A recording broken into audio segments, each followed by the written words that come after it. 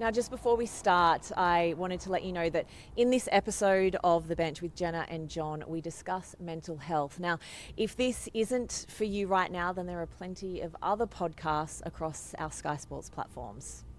If you or anyone you know has been affected by any of the issues discussed in this podcast, please visit sky.com/viewer support. From the back benches of Parliament to the bench with Jenna and Jon, it gives me enormous pleasure, an enormous honour to welcome to our little podcast, our little Rugby League podcast, Yes. the Secretary of State for Media, Sport and Culture, Lisa Nandy. Welcome to the bench. Hello, you did that really well, because that is a lot of words in a job title. Isn't it? Yeah. So Why are there so many words in that title? Because if you think about it, they're all quite good. Oh, Like, yeah. which one would you drop if you were going to drop Definitely any of not sport. them? And you guys can't advocate for dropping media. Absolutely Well, it's not. culture's gone then. Culture. What? No, culture's gone, is it? Brutally. No, it's not. Well, there is a lot, there's so much going on there.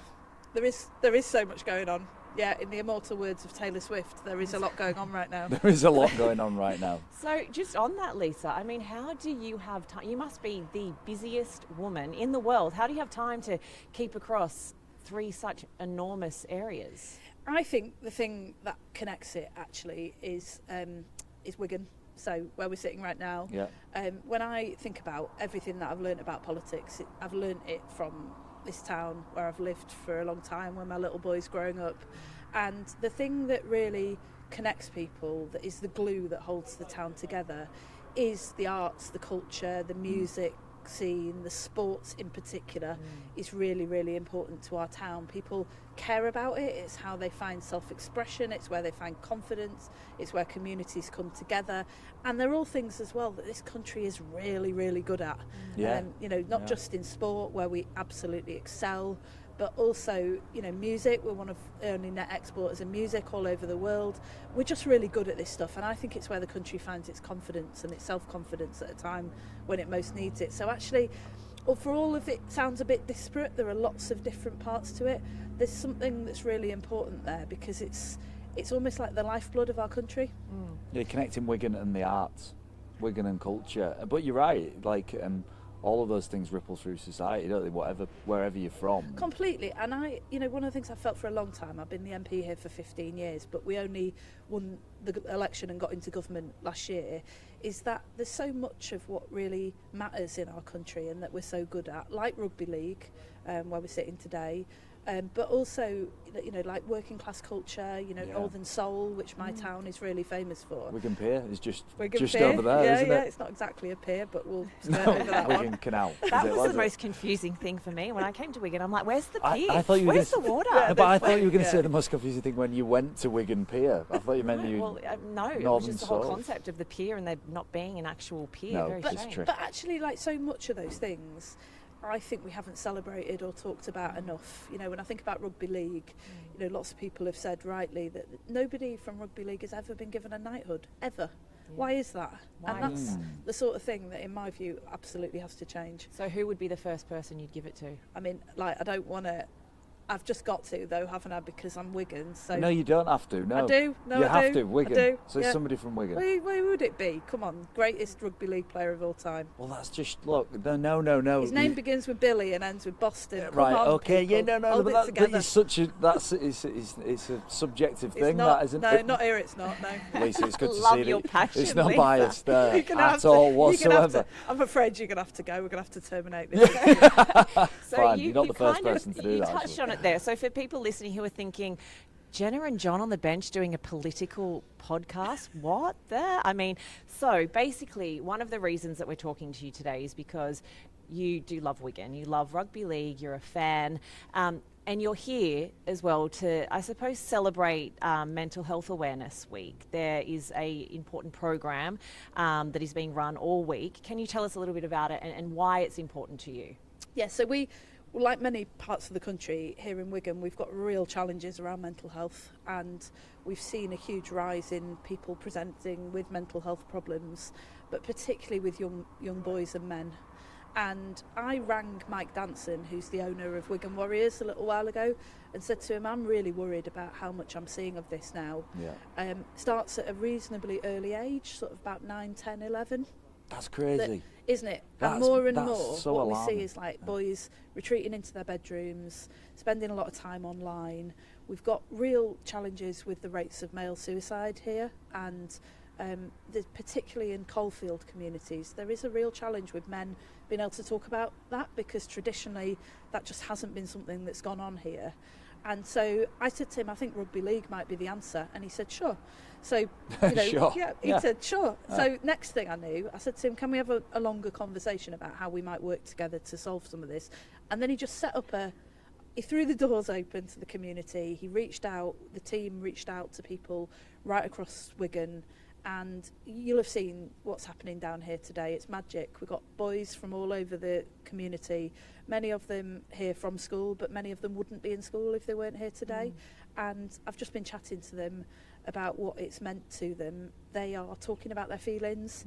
They were telling me that the biggest thing that they've learned is that you've got to talk to other people, ask how they are, and stick together like the Wigan Warriors do. They're learning from their role models and their idols about that it's not a bad thing to talk about your mental health and talk about when you're struggling in a way that they would never take from me or from a teacher, but they've learnt it from some of the greatest rugby league players in the game, and it just shows the power of what sport can do, and we want to do more of it in this country by partnering with clubs like Rugby League. Well, do you know what? It's so interesting. Obviously, I'm from the north, and I'm a male. And Where are you from? I'm Hull. So, but I've come from a family of pig farmers, and if you wanted to describe the most stubborn, unemotionally connected people in the world, you would look at the pig farmers of East Yorkshire.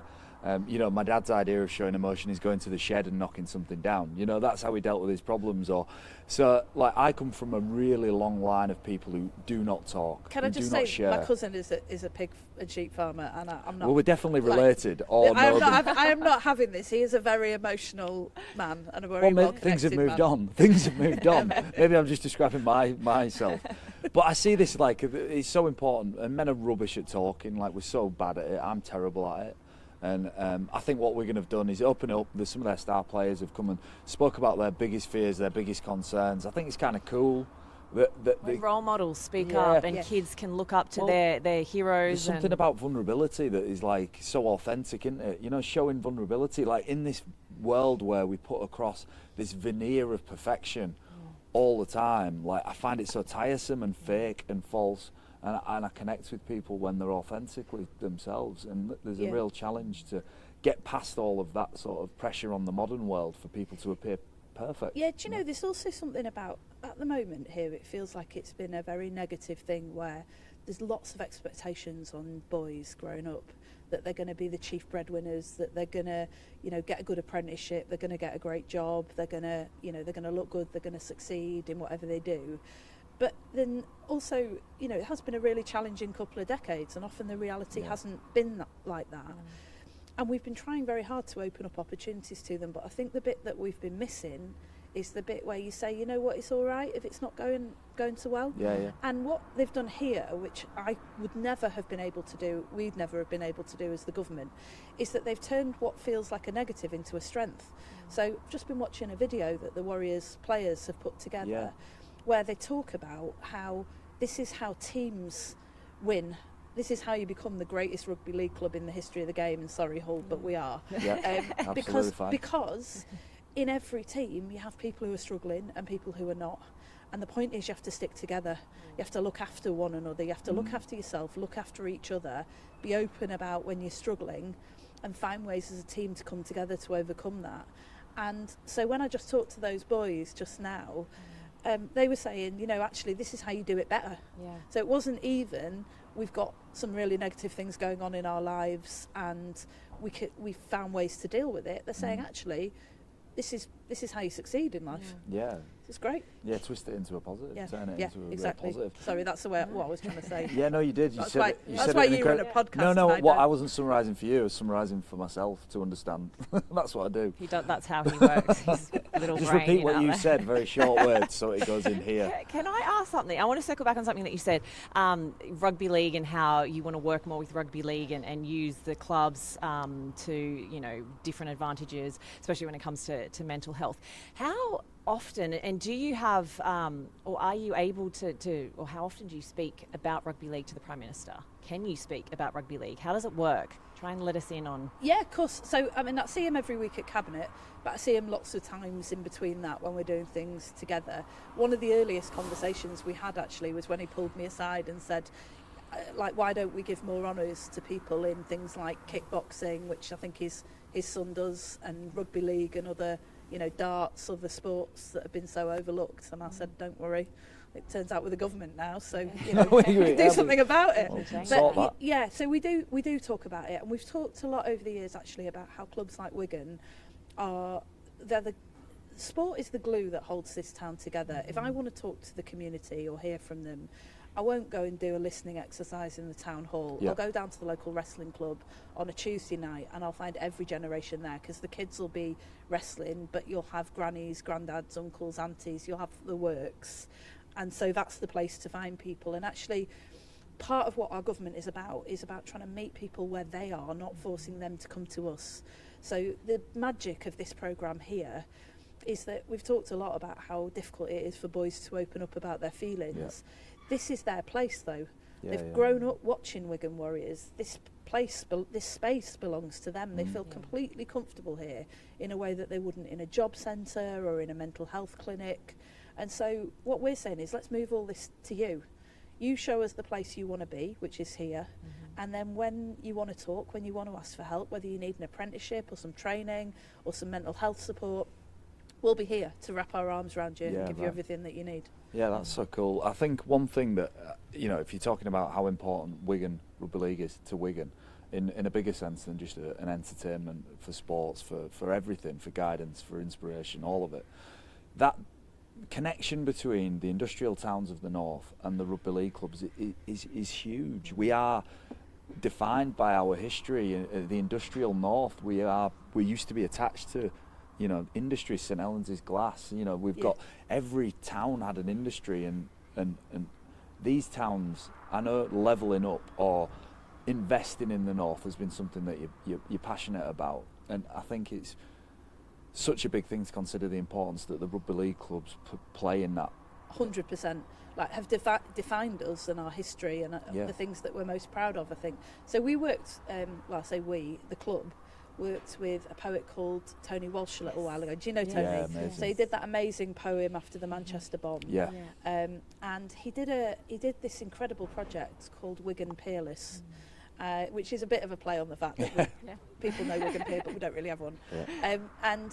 You've got to look it up, it's amazing. But they had a Martin Afire reading it, and it was written with the people of Wigan about the history of this town and what we've contributed, being woven into every single scarf here. And when we roar and we fight and we come out and we are warriors and the lights go up and the whole town comes to life, it's all of that history and contribution that comes to life as well. And I think there is something very important about governments recognising that. I talked a bit before about why haven't there been more honours? Why haven't these things been recognised and celebrated? During the pandemic, can't fault the former sports minister who tried very hard to help us here, but rugby league really was an afterthought when other sports were coming first. And that, I think what that says to people in this country is we're not interested in what you've contributed, who you are. And I think it's a major part of why people don't really trust their governments and don't think that we're on their side. But why would they be overlooked, that's going to Lisa? change. Why is it being overlooked? What's the reason that rugby league would just not get recognised in that way? I don't think that towns like this have had a strong enough voice in the national conversation. I don't think we've been heard loud and clear. We used to have a huge, Wigan is a former mining town, but we also had the mills. We had lots of people who worked on the railways and in factories. And over the course of the last 30, 40 years, a lot of those jobs were offshored or disappeared. And for a long time, people were saying there's a problem here, actually, because we don't want our kids to have to move hundreds of miles away. Like, we want our families to be able to stay together. We want them to stay here, and we want them to be able to have decent jobs. And I think for too long, too many governments just didn't hear that. Right, and didn't respond to it. And in lots of ways, I felt when we were voting on whether to leave the European Union here or not, the vote for Brexit here was a lot to do with people saying, finally, you need to hear us. Yeah. And I'm determined. We've only been in government 10 months, but I'm determined. Every day when I wake up, I'm thinking about how do we make sure that people are seen, heard and valued. Not the sort of levelling up we saw before, where people from London were coming here and saying, oh, here you go, you can have a bit of the money back that we've taken from you to fund a leisure centre. But actually, what do communities need? What do they want? What are their ambitions for themselves in coalfield communities? And then if they value it and they care about it, we will too, and we'll back it. And that's why we're getting behind some of these sorts of projects, because they've come from the community, they're meeting a real need, they're helping to empower the next generation. And rather than coming in and saying, no, we've got solutions for you, let's find those solutions, because they're already there in communities, and then let's get behind them and help them succeed. Speaking of solutions, I know that you're a huge fan of The Bench, and you haven't missed an episode. For those watching, not listening. Can I just say, actually, like when I told people I was coming on, I think this might be the most popular thing I've ever done here. Please. You're making already us got my feel vote, so Lisa. good. So good, yeah. So we have a segment on and off the bench. Yep. On the bench is something that you want to see less of in the game, so you're removing it from the game. Less of the game or less of anything. It doesn't can have be to be rugby league related. Let's consider it a sports bench. So you're being put on the bench, you're getting taken out of the game. Okay, you're fine. coming off the bench because we want to see you in the game. So off the bench is good. Off the bench is you want to see more of. I was about to quibble with this because I was like, you've got it the wrong way around. I know, but we get confused every week. No, sorry, I don't. Sorry, I get certainly confused. Don't. Jon gets confused. Do you know what you should call it in the bin? Because at least that's clear. Lisa, it's enshrined now. You can't. You might be influential in Whitehall, Lisa, but you're not changing our podcast. We'll get to in the bin in a minute. Seen him quite annoyed, didn't he? So, presenter's such an easy-going guy. I know. Tried to mess with your podcast. Scratch the surface. Yeah. And the word presenter used loosely as well. Please. But Lisa, so I've given this a little bit of thought. So my off the bench this week is, obviously we've recently seen a football regulator come in. I think it would be outstanding if we could introduce, I say we, perhaps you could introduce a rugby league regulator. Obviously with all the situation at Salford. So the financial sort of crisis, ownership issues, governance. Fan engagement. Yeah, is this what a regulator would do? What's the role? So the football regulator came out of the fan-led review that Tracy Crouch, who was the Conservative sports minister, really good sports minister that we had for a while, did with fans across the country. And it really came from the fact that in the end football couldn't get its own house in order. The leagues couldn't agree on a fair financial flow throughout the game. Although the Premier League continues to go from strength to strength, the foundations beneath it have really struggled. So you'll know about the difficulties we had here at Wigan. Absolutely. But there were also clubs like Bury FC which collapsed completely. Yeah. And real desire from all of us to say that can never ever happen again. And so it's a very light touch regulator. It is designed to incentivise football to come to its own agreement, but if it can't, there's a safeguard for the fans, with bigger powers to put fans at the heart of the game. Now, I'm really keen that we make sure that rugby is financially sustainable, that clubs are well run, that fans are very much at the centre of the game, because in the end they are the game. They're why it exists and why it thrives. But at the moment, I don't think a regulator in rugby league, I haven't heard any case put to me as to why you would need to establish a regulator for rugby in the same way as football. Apart from the pending financial sort of crisis at Salford, and there's certain clubs that are on the brink. And do you know one thing in It's a big sport, step though. It is, yeah. It's a big step for government to set up a system that allows somebody, so it is independent, but it allows somebody to step in, and we haven't taken it lightly. Right. I would need to be really convinced that the problems were so acute that there was no other option. We're starting right now. Yeah, this is the this campaign. I'm feeling the heat actually. Well, it was intense. But what's the one where you don't do it? Is it on the bench? On the bench. Can I go for on the bench? Please go for on the bench. Yeah. Okay, but I feel I'm starting to feel the pressure. In the bin. In the bin. On the bench. It's up to you. It's your choice. Could you No, I don't wanna- potentially... In the bin sounds could really you- aggressive. No, so Like, it if does, you're on that's the what- bench Just on leave this, them could we, happily is it sitting like on the we're bench. going to keep at you? We're going to try and get you off that bench. Well- We're going to try and inject you into Well, the game. and also on the big, the sort of deeper issue about financial sustainability and making sure that we protect clubs and we protect fans. You got no quibble from me on that. Yeah. You know what I really felt when Wigan Athletic here, our football club, was in trouble, and in turn was threatening Wigan Warriors, because if we'd lost the stadium, then obviously Wigan Warriors would have been in real trouble as well. What I really felt is that these, you know, when you hear Mike Danson, who is our owner, talking about it, he talks about being a custodian of this club. And he is a custodian because these are things that are handed down from generation to generation, and they belong to us all in common. You know, the head of my supporters trust at Wigan Athletic, she used to go have a season ticket with her dad. He went with his granddad. She takes her kids. Yeah, it's beautiful. You know, and it matters, right? Yeah, It's of course part it of does, our yeah. inheritance. Yeah, yeah. And so you won't get any quarrel from me about the fact that government has a role to play in making sure that we protect these clubs and we protect the fans. Definitely not. Okay. On the bench, you were going on the bench. No, but I'm staying. The regulator is staying on the bench. You're staying For on now, the but bench. what would it take? What but would the you fans need? and What the would you clubs need? are getting Off the the bench. right, How's perfect. that? Can I This go is off the confusing. bench? This is very confusing. Can I go off the bench? No, on the bench. This is what we do every week. On the bench. I want to get rid of it. I want to get it out. When in like politics It's and too life, binary, this. yeah, I know it is. But when in politics and life, did we need to simplify everything down to a very short, punchy statement? Well, this is what I mean. Build back better. What? Like a For slogan. example, when do you in mean? politics, But that's no, what when you've in- done with on the bench. No. That's exactly It's a what you've jury. done. No. It's a legal term. On the bench, off the bench, the bench. We do the verdict on a Wednesday. But in politics, it's all become very punchy What if statements. you wanted to ditch the bench and like You just really don't tackle like the the problem? bench. No, I really haven't have a problem with it. But for exactly the reason that you said, which What? is trying to boil everything down to a slogan. Why? Because, well, that's what I mean. No, Don't- but You're the one that's but saying, why is it? I'm going to answer the question. It's because it's catchy. It's because fans, viewers, listeners, the public can very easily pick up on what Yeah. the topic is. They might not have to read. It's like a headline. It's no, like I those understand clickbaits that. that I you often understand get that, done but with. I just don't know if I need everything. Very complicated problems boiling down into 3 words and think that I understand it now. I genuinely can't believe you can't see the problem here. You've just tried to The get me irony. to go on the bench or off the bench about something that you admit is complex, and now you're telling me that politics has a problem with it. And also, Your podcast has a problem with it. we have Lisa Nandy on for a limited time, and this is what you choose to talk about. My word.